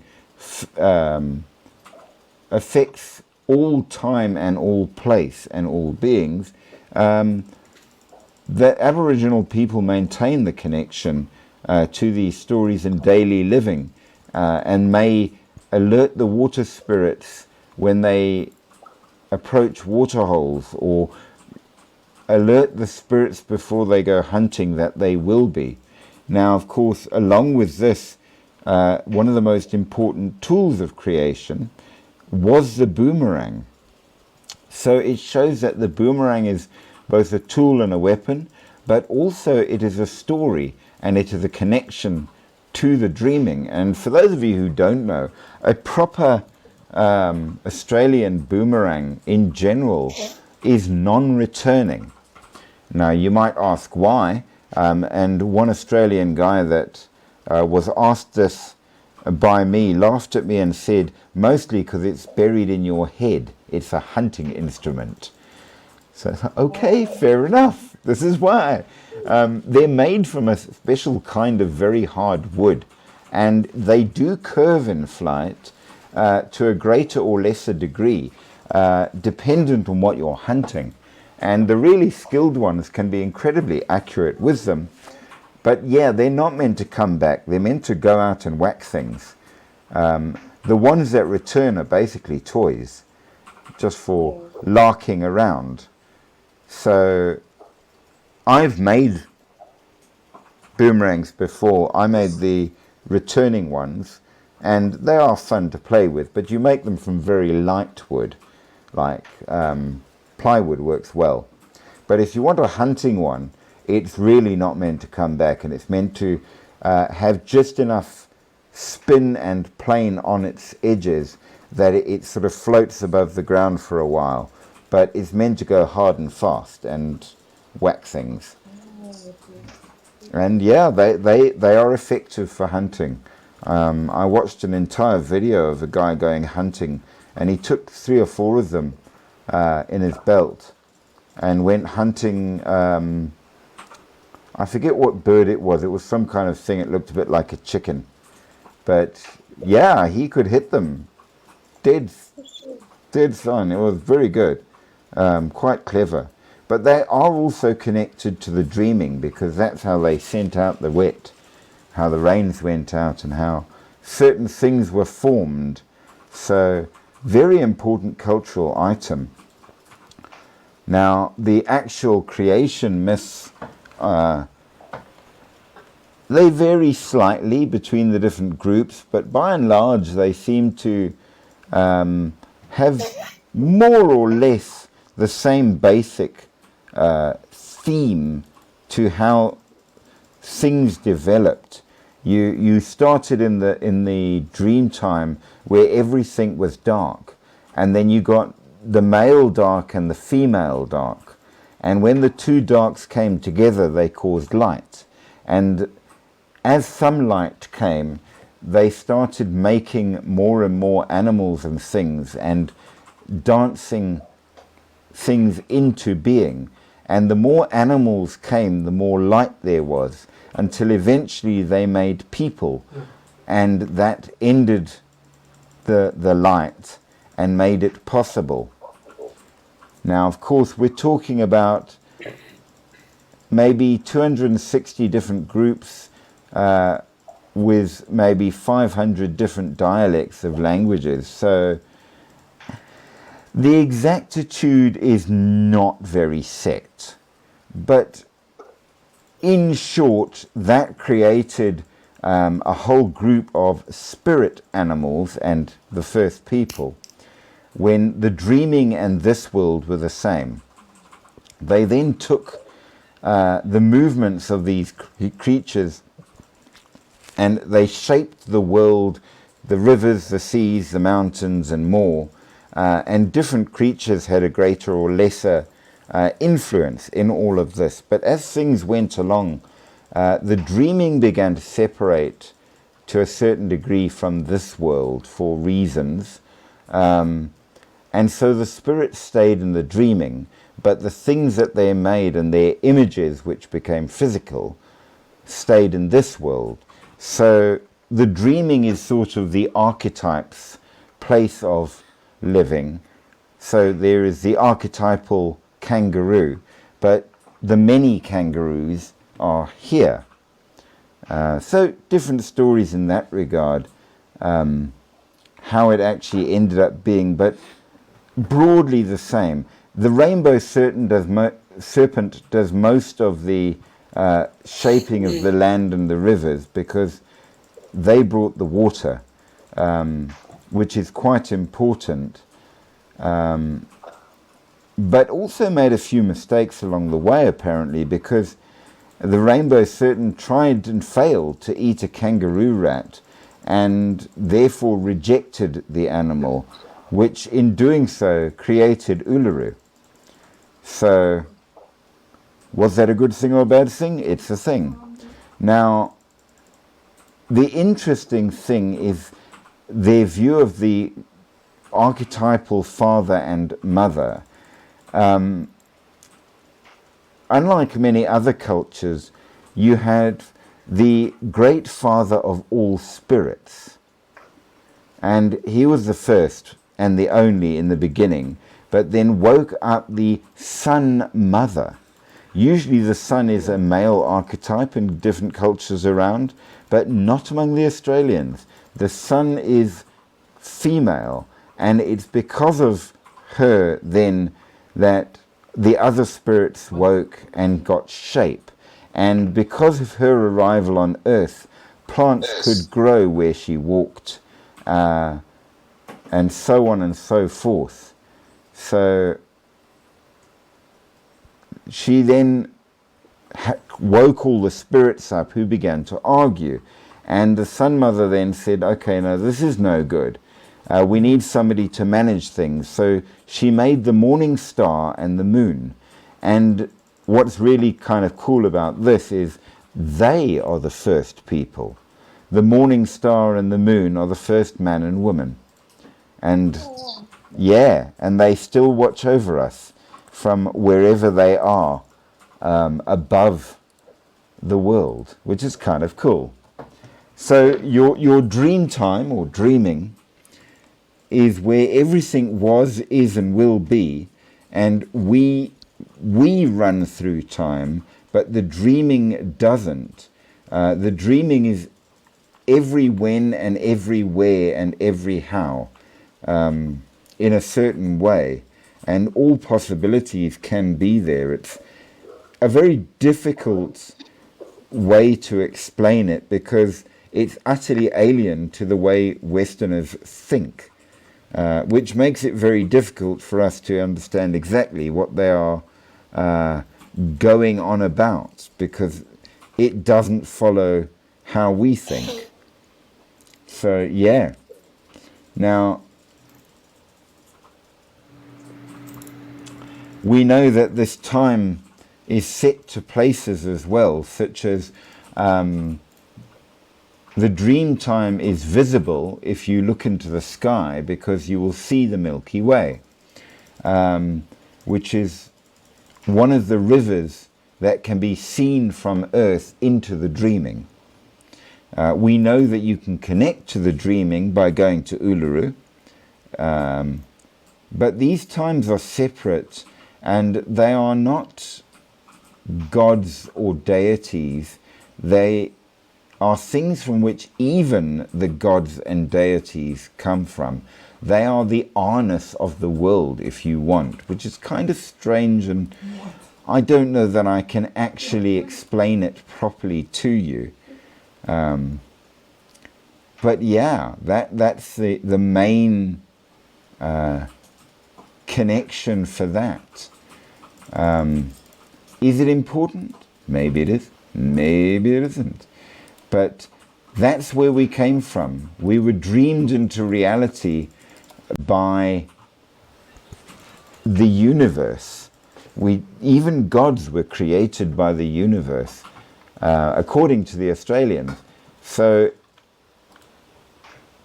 what is more important. And in a funny kind of way, it's almost on par with the view of science. The Big Bang created everything, and everything happened after that. Well, the Dreamtime created everything, and everything happened after that. I've just been joined by the cat who's cold and wants to sit on me and get warm. Yes, Munchkins comes when she gets cold, and she demands attention. So, yes, I'm here to be attended to by a cat. There's a tail. Oh, okay. So, yeah. Hello, Munch Wunch. Why don't you say hello to everybody? You just rudely come in and demand attention.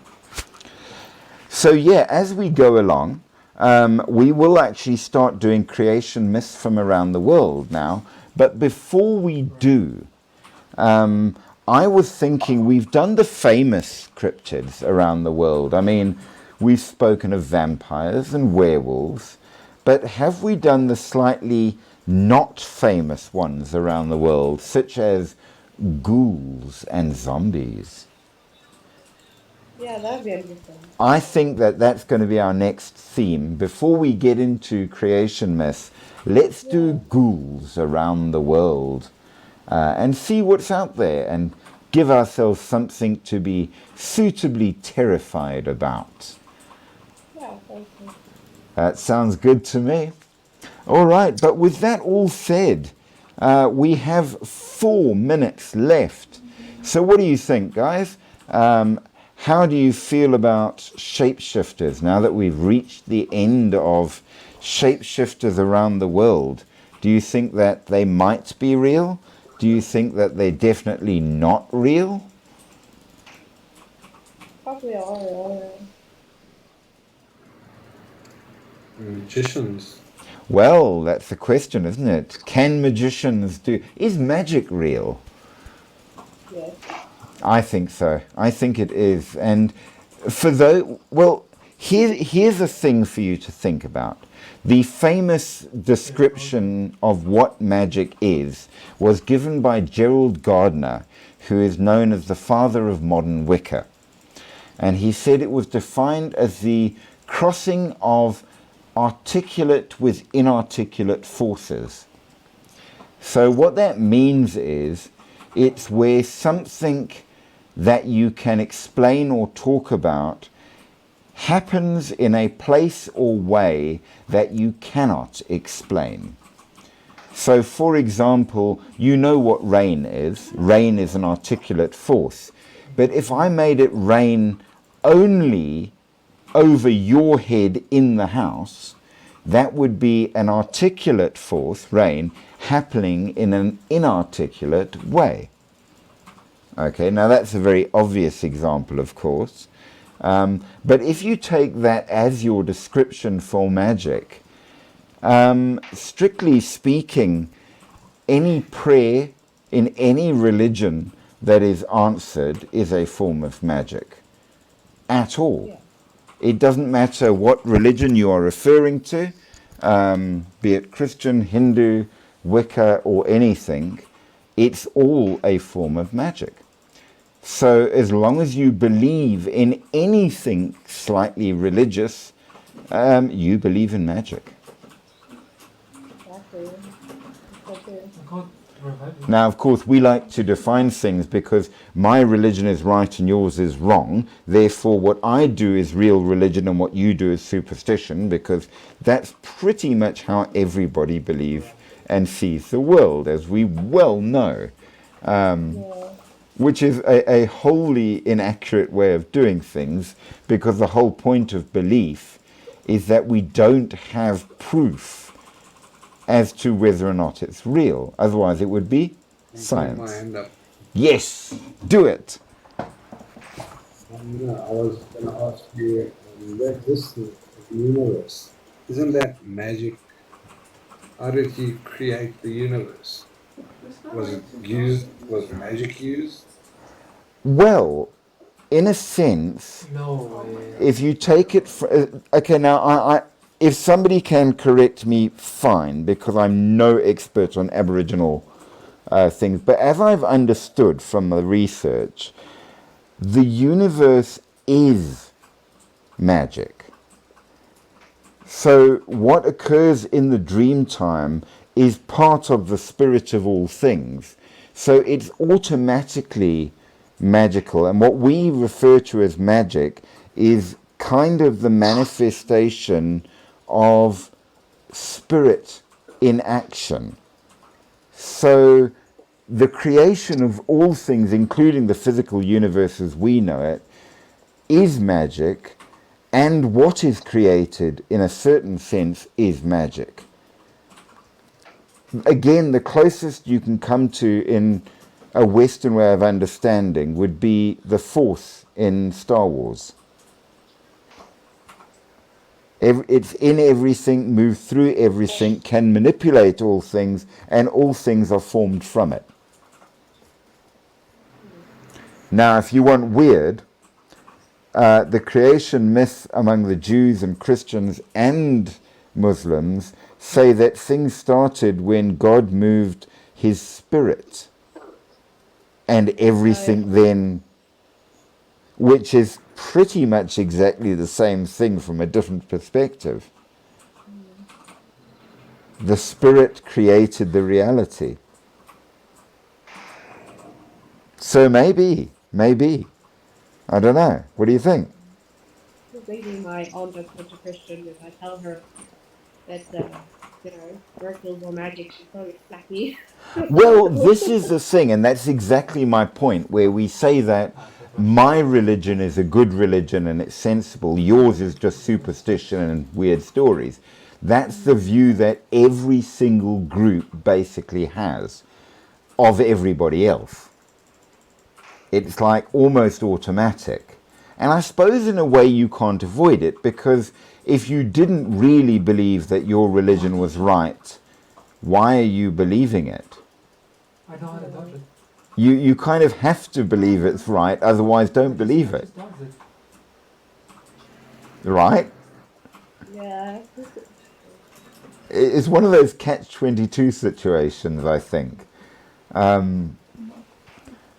So you're guaranteed to kind of fall into argument with people.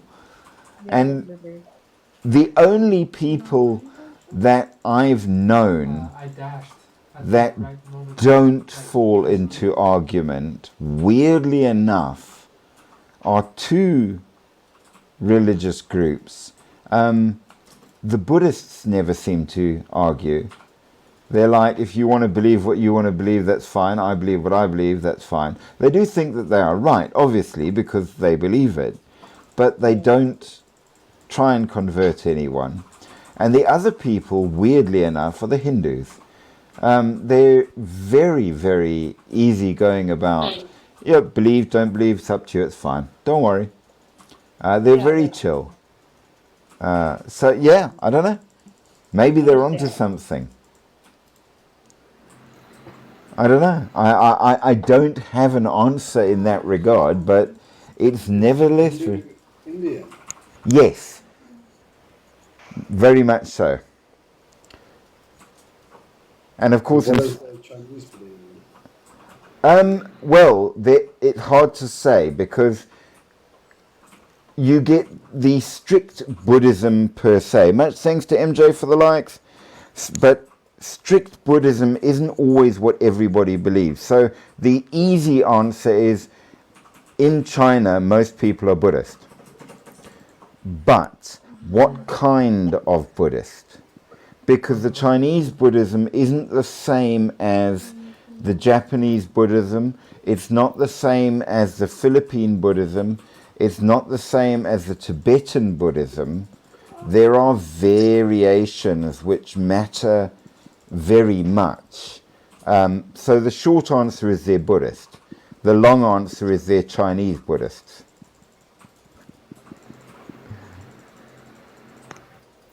I don't know exactly the specific differences for most. I did a fair bit of study on Tibetan Buddhism, and their flavor is tied up in the Tibetan Bonpo sorcery, which is the pre-existent shamanic religion of Tibet. So their Buddhism is half Buddhism, half sorcery.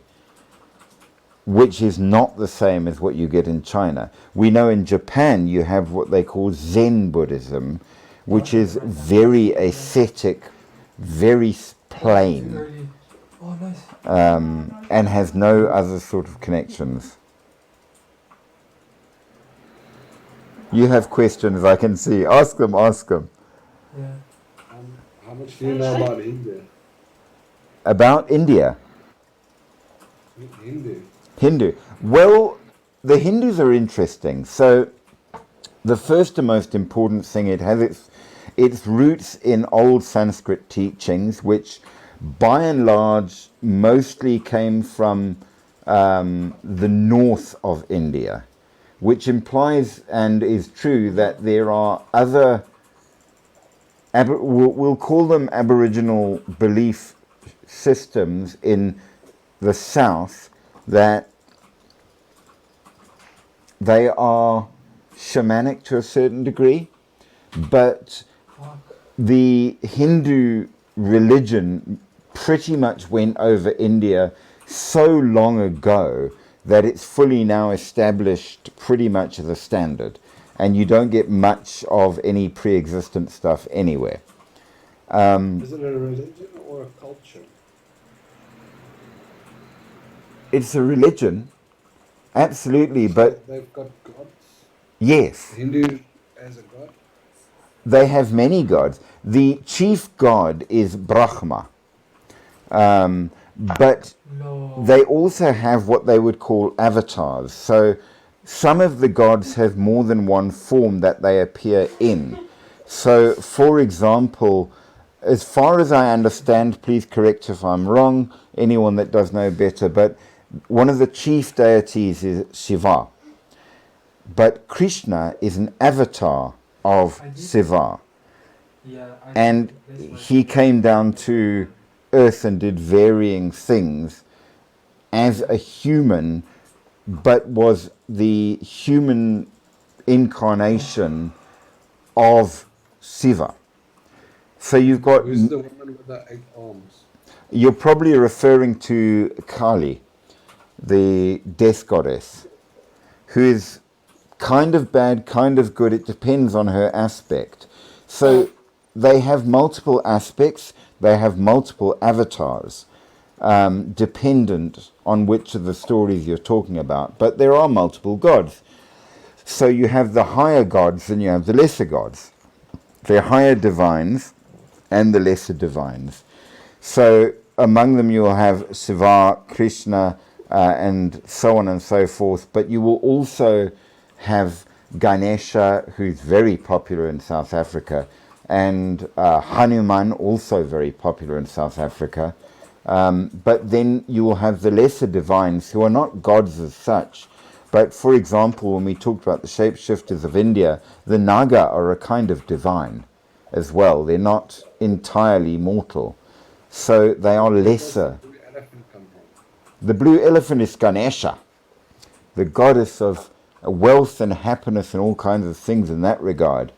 Very much a family fellow and a wonderful, happy sort of a god, and hugely, hugely popular.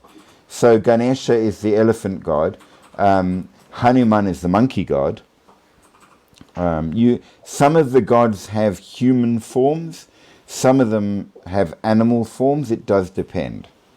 But they've got a god for everything. So no matter your particular needs or religious persuasion, as it were, there will be a god for you in Hinduism, which is kind of great because everybody gets on and just carries on regular. I mean, You see them go crazy over their religion like Muslims does.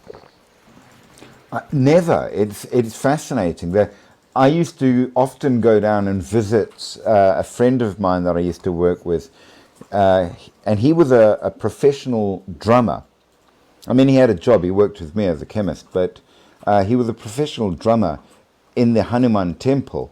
And I got to tell you, the man could drum like you would not believe. He was incredibly fast and very good. And I often would go down, and there was no issue. Hey, come on in. There's NPL. Greetings, greetings, greetings.